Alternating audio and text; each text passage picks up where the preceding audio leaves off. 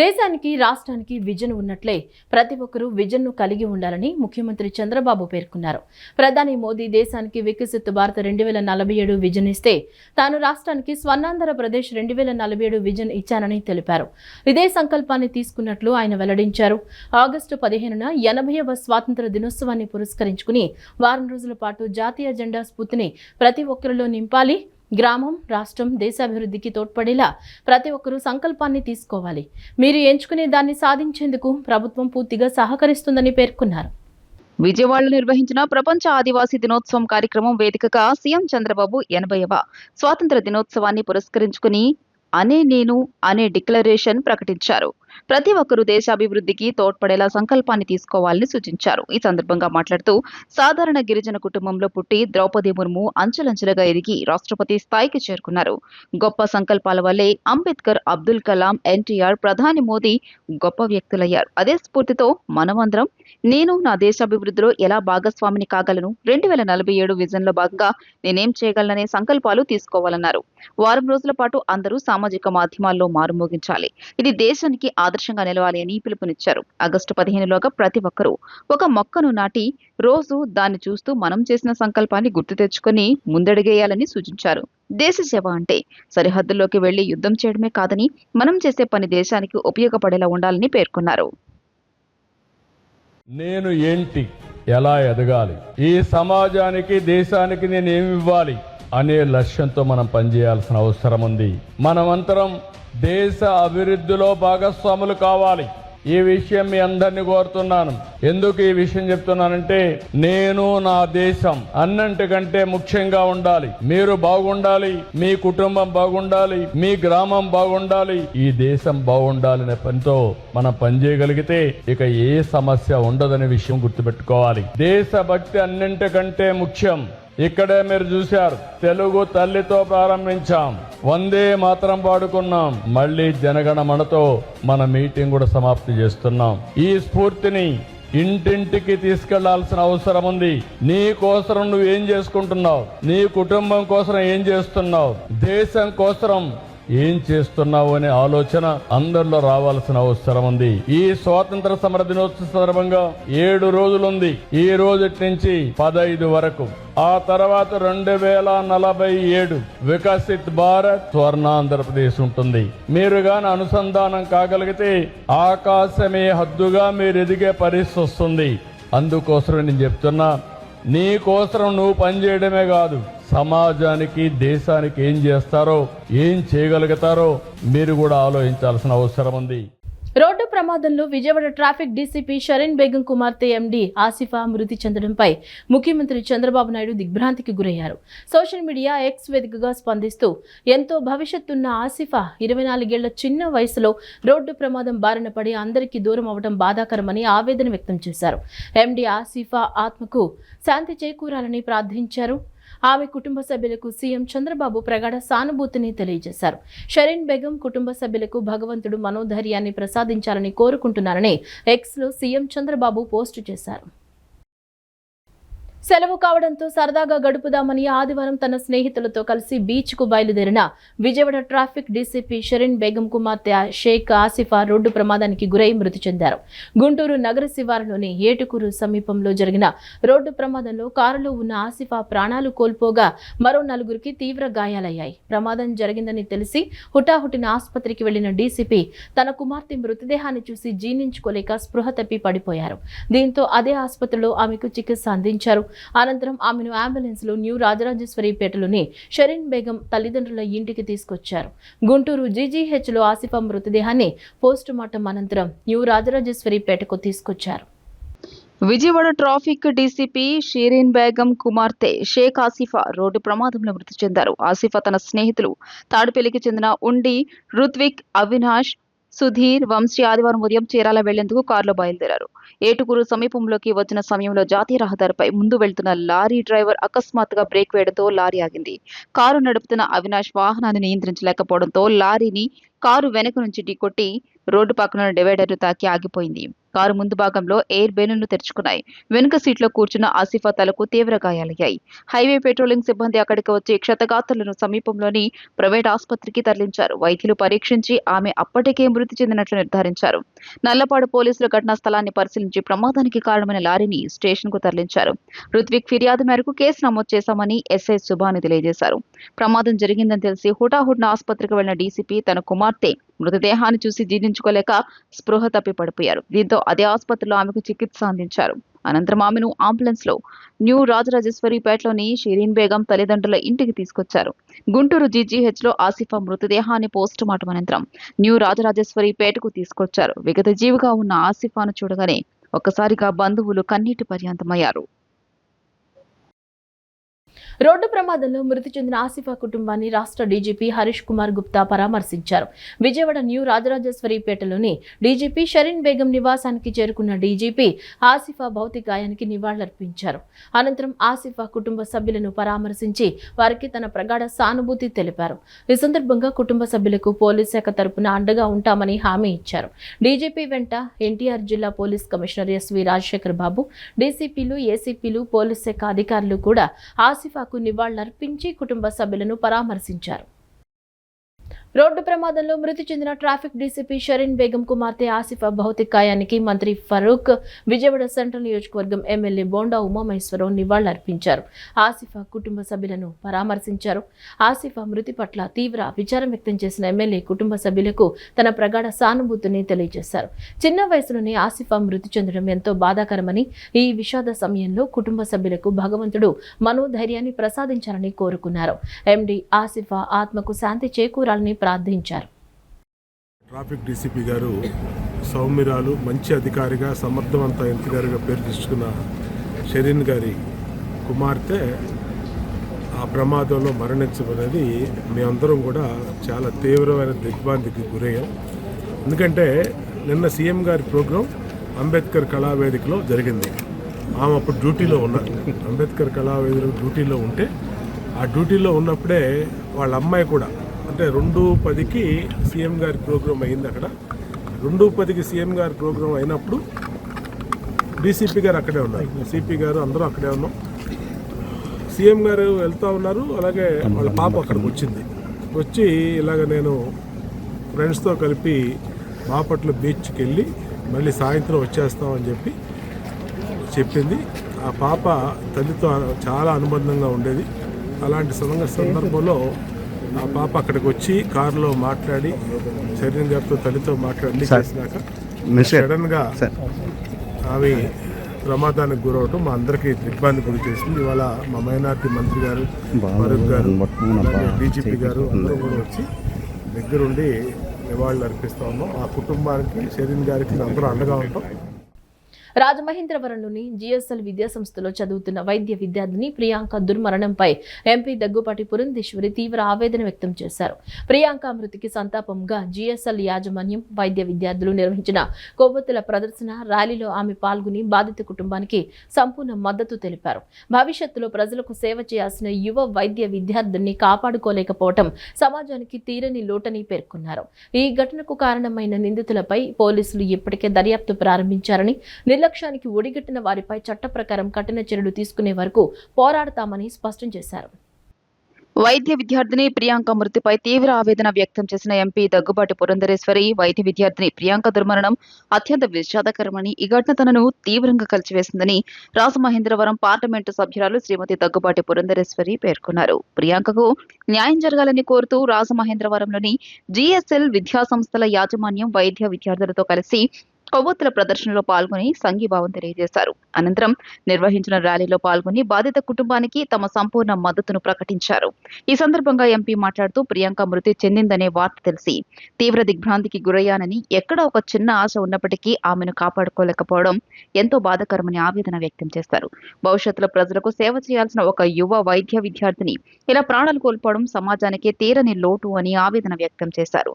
ప్రియాంక మృతికి కారణమైన వారిపై కఠిన చర్యలు తీసుకోవాలని డిమాండ్ చేశారు. నిర్లక్ష్యం, బాధిత రాహిత్యం లేదా ఏ రూపంలోనైనా ఈ ఘటనకు కారణమైన నిందితులను చట్టం ముందుకు తీసుకువచ్చి కఠిన శిక్షలు పడేలా చర్యలు తీసుకుంటామని తెలియజేశారు. ఈ విషయంలో పోలీసులు ఇప్పటికే దర్యాప్తు ప్రారంభించి అవసరమైన చర్యలు చేపట్టారని, బాధిత కుటుంబానికి న్యాయం జరిగే వరకు ఈ అంశాన్ని విడిచిపెట్టబోమని స్పష్టం చేశారు. ప్రియాంక తల్లిదండ్రులు, కుటుంబ సభ్యులకు శ్రీమతి పురంధరేశ్వరి ప్రగాఢ సానుభూతి తెలియజేశారు. ఒక కుమార్తెను కోల్పోయిన ఆ కుటుంబం ఎదుర్కొంటున్న వేదనను మాటలో చెప్పలేమని, ఈ కష్టకాలంలో వారికి అన్ని విధాలుగా అండగా నిలుస్తామని పేర్కొన్నారు. ప్రియాంక ఆత్మకు శాంతి చేకూరాలని ప్రార్థిస్తూ ఇటువంటి విషాద ఘటనలో మరలా పునరావృతం కాకుండా సంబంధిత వ్యవస్థలు మరింత బాధ్యతతో వ్యవహరించాలని ఎంపీ పురంధరేశ్వరి కోరారు. నేను ఇక్కడ పార్లమెంట్ సభ్యురాలుగా ఏ విధంగా వారికి అండగా నిలబడాలో ఆ రకంగా నా వైపు నుంచి నేను సంపూర్ణమైనటువంటి కృషి చేస్తున్నాను. అయితే ఇవాళ విద్యార్థి లోకం వారు డిమాండ్ ఏదైతే ఉందో ప్రియాంకకి న్యాయం జరగాలి, దోషులు ఎవరైతే ఉన్నారో వారిని ఏదో చిన్న చిన్న కేసులు పెట్టి వారిని తప్పించకుండా ఖచ్చితంగా వారు ఏ రకంగా ఈ ఘోర ప్రమాదానికి కారణమయ్యారు దానికి తగ్గట్టుగా వారికి శిక్ష పడాలి అనేటువంటి విద్యార్థుల డిమాండ్ ఏదైతే ఉందో దానికి సంఘీభావం తెలపడానికి ఇవాళ నేను వారి మధ్యకి రావడం జరిగింది. ప్రియాంకకి న్యాయం జరగాలి అని చెప్పి అందరి యొక్క డిమాండ్ తోటి మీకు కూడా మా గణాన్ని గన్నవరం మండలం జక్కుల నెక్కలం గ్రామంలో ఎన్నికల సమయంలో 3 వంతెనల నిర్మాణం కోసం హామీ ఇచ్చారని, ఇప్పటికే ఒక వంతెనకు ఆమోదం లభించిందని, మిగిలిన 2ంటికి కూడా నిధులు తీసుకొచ్చి పనులు పూర్తి చేస్తామని ప్రభుత్వ విప్ గన్నవరం నియోజకవర్గం ఎమ్మెల్యే యార్లగడ్డ వెంకట్రావు హామీ ఇచ్చారు. గతంలో ఈ గ్రామానికి తగిన అభివృద్ధి జరగలేదని, గత 5 ఏళ్లలో 20 లక్షల పనులు కూడా జరగని పరిస్థితి ఉండగా ప్రస్తుతం భారీ స్థాయిలో అభివృద్ధి కార్యక్రమాలు అమలు చేస్తున్నామని పేర్కొన్నారు. గతంలో ఎమ్మెల్యేగా పనిచేసిన వారు గ్రామానికి అరుదుగా వచ్చారని, తాను మాత్రం 2 ఏళ్లలోనే సుమారు 7 సార్లు గ్రామాన్ని సందర్శించి ప్రజల సమస్యలను తెలుసుకుని పరిష్కరిస్తున్నానని యార్లగడ్డ తెలిపారు. గన్నవరం మండలం జక్కుల నెక్కలం గ్రామంలో నిన్న సాయంత్రం నిర్వహించిన 2 ఏళ్ల నమ్మకం అభివృద్ధి సంక్షేమం కార్యక్రమంలో ఏపీ ప్రభుత్వ విప్ గన్నవరం ఎమ్మెల్యే యార్లగడ్డ వెంకట్రావు పాల్గొన్నారు. కూటమి నాయకులు కార్యకర్తలతో కలిసి ఇంటింటికి తిరుగుతూ రాష్ట్ర ప్రభుత్వం గత 2 ఏళ్లలో అమలు చేసిన సంక్షేమ పథకాలు, చేపట్టిన అభివృద్ధి కార్యక్రమాలు, గన్నవరం నియోజకవర్గంలో చేపట్టిన పనులను కరపత్రాల ద్వారా ప్రజలకు వివరించారు. అనంతరం గ్రామంలో 40 లక్షల రూపాయల వ్యయంతో నిర్మించిన పీసీ వాల్, సీసీ డ్రైన్లు, కల్వర్టులు, సిమెంట్ రోడ్లను ప్రారంభించారు. ఈ సందర్భంగా ఎమ్మెల్యే మాట్లాడుతూ జక్కుల నెక్కలం వంటి చిన్న గ్రామానికి 1.43 కోట్ల రూపాయల విలువైన అభివృద్ధి పనులు చేపట్టామని తెలియజేశారు. గ్రామంలో విద్యుత్ సమస్యల పరిష్కారానికి 2 కొత్త 63 kV ట్రాన్స్ఫార్మర్లు, కొత్త విద్యుత్ స్తంభాల ఏర్పాటుకు 30 లక్షల రూపాయలతో పనులు చేసినట్లు చెప్పారు.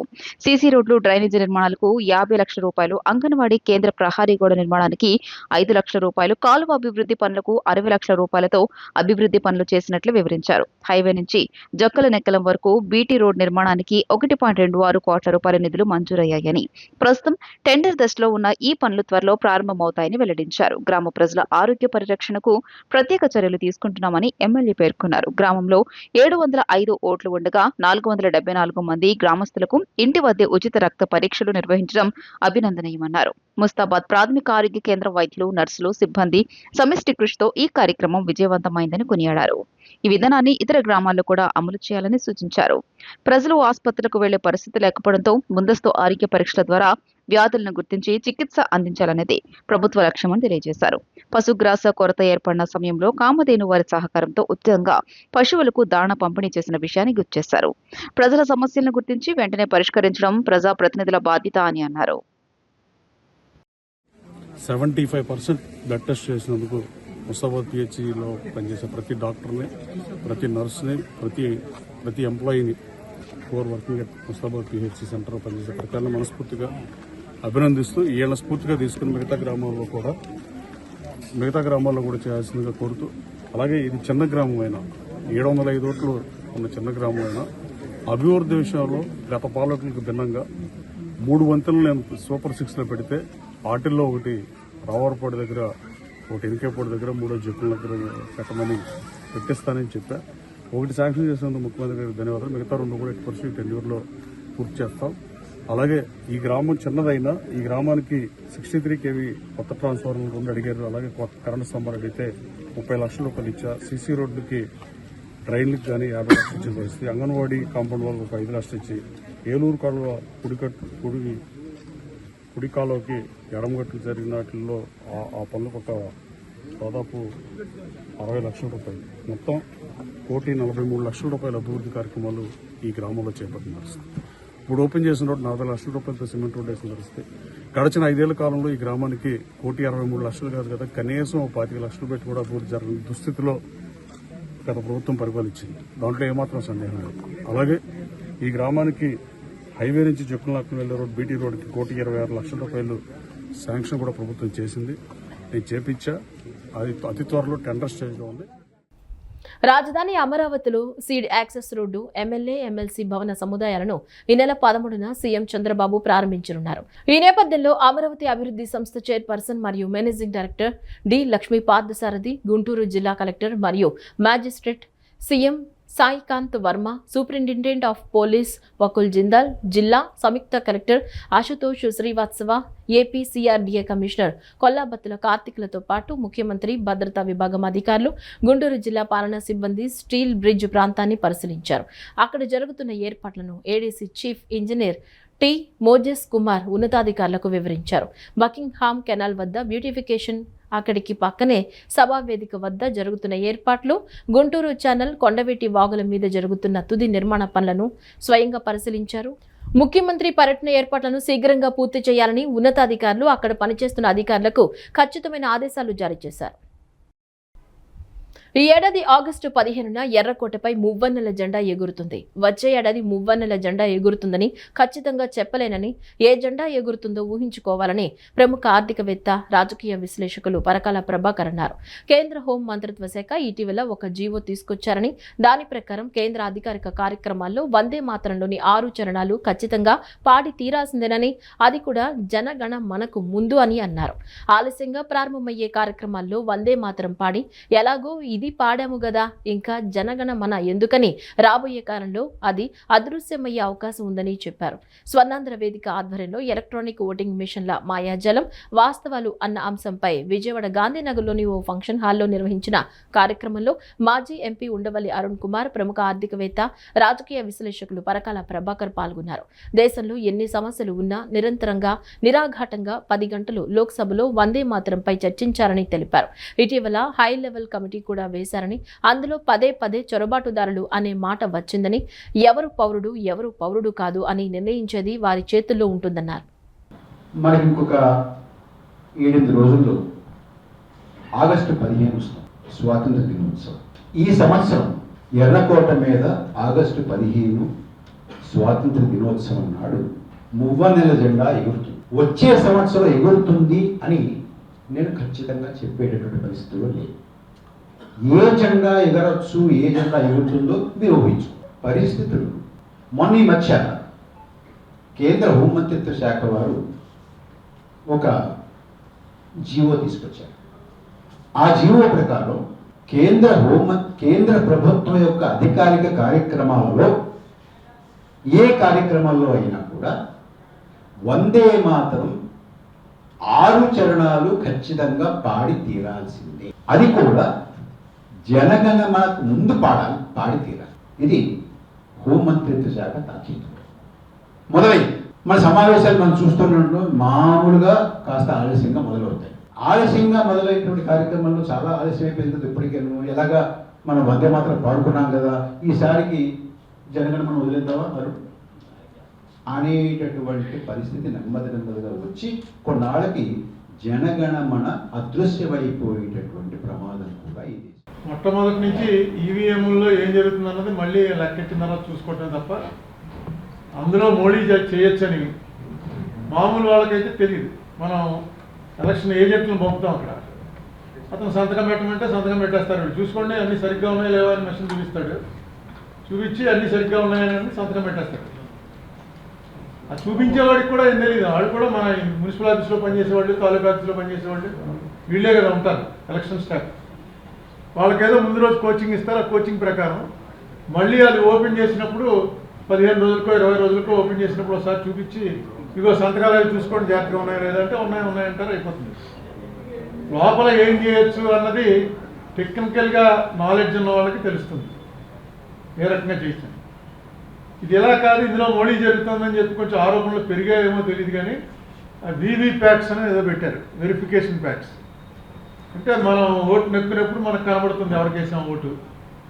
కావాలంటే ఎవరైతే ఎలక్షన్లో పోటీ చేశాడో అతను కానీ లేకపోతే అతని ఏజెంట్లు కానీ మాకు అనుమానం ఉంది రీకౌంట్ పెట్టండి అని అడిగితే వీవీప్యాట్లు తీసి లెక్క పెట్టాలి. అందుకోసం వీవీప్యాట్ కానీ లెక్క పెట్టమన్నారు. ఈ లెక్క పెట్టడం దానికి వీవీప్యాట్లు ఎందుకు? రాష్ట్రంలో ప్రధాన దేవాలయాల్లో భక్తులకు అందించే సేవల నాణ్యత విషయంలో రాష్ట్ర ప్రభుత్వం ఇస్తున్న ర్యాంకింగ్లో విజయవాడ దుర్గగుడి గత 2 నెలలుగా మొదటి స్థానంలో నిలిచింది. గత కొద్ది నెలల కిందటి వరకు 6వ స్థానంలో ఉండడంతో ప్రభుత్వం నుంచి తీవ్ర ఒత్తిడి వచ్చింది. రాజధాని పరిధిలోని దేవస్థానంలో సేవలు మెరుగవ్వాలని సూచించారు. దీంతో భక్తుల నుంచి తీసుకున్న ఫీడ్బ్యాక్ మేరకు ప్రత్యేకంగా దృష్టి పెట్టి సేవలను మెరుగుపరిచారు. వెరసి పాజిటివ్ ఫీడ్బ్యాక్ పెరిగి ర్యాంకింగ్లో దుర్గగుడి అగ్రపదాన నిలిచింది. రాష్ట్రంలో ప్రధాన దేవాలయాల్లో భక్తులకు అందించే సేవల నాణ్యత విషయంలో రాష్ట్ర ప్రభుత్వం ఇస్తున్న ర్యాంకింగ్లో విజయవాడ దుర్గగుడి గత 2 నెలలుగా మొదటి స్థానంలో నిలిచింది. విజయవాడ దుర్గగుడి సహా శ్రీకాళహస్తి, అన్నవరం, ద్వారకా తిరుమల, శ్రీశైలం, కాణిపాకం, సింహాచలం సహా ప్రధాన ఆలయాల్లో భక్తులకు అందించే సేవలు ఎలా ఉన్నాయనే ఫీడ్బ్యాక్ ను ప్రభుత్వం ప్రతి నెల తీసుకుంటుంది.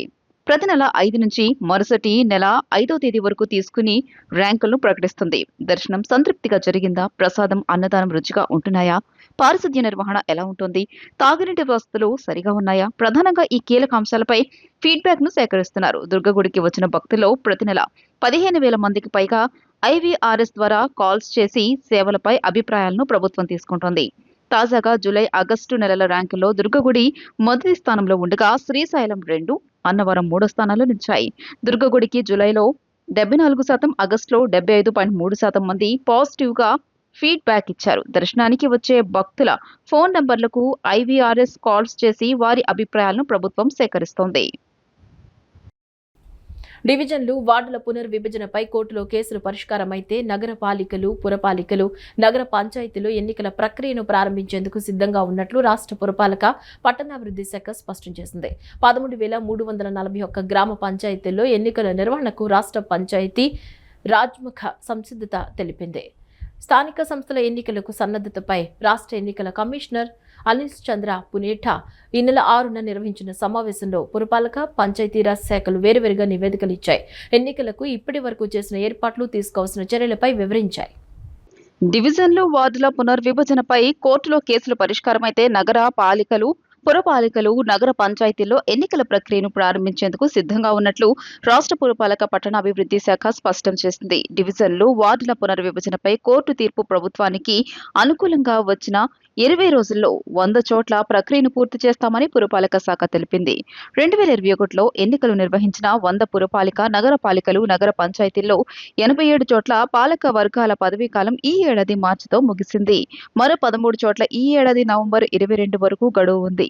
పదవీకాలం ముగిసిన 87 చోట్ల ఎన్నికల నిర్వహణకు సిద్ధంగా ఉన్నట్లు పురపాలక శాఖ వెల్లడించింది. సమీప గ్రామ పంచాయతీలను పురపాలికలు, నగర పాలికలు, నగర పంచాయతీల్లో కలిపేందుకు తెచ్చిన చట్టం 5ని సవాల్ చేస్తూ హైకోర్టులో దాఖలైన 35 రిట్ పిటిషన్లపై యథాతథ స్థితి కొనసాగించాలని ఆదేశాల్లో 2021లో 23 చోట్ల ఎన్నికలు నిర్వహించలేదు. వీటిలో మంగళగిరి, తాడేపల్లి, నగరపాలిక, శ్రీకాళహస్తి, కావలి, అల్లూరు పురపాలికలు, నగర పంచాయతీలకు సంబంధించిన రిట్ పిటిషన్లు ఇటీవల ఉపసంహరించుకున్నట్లుగా సమాచారం.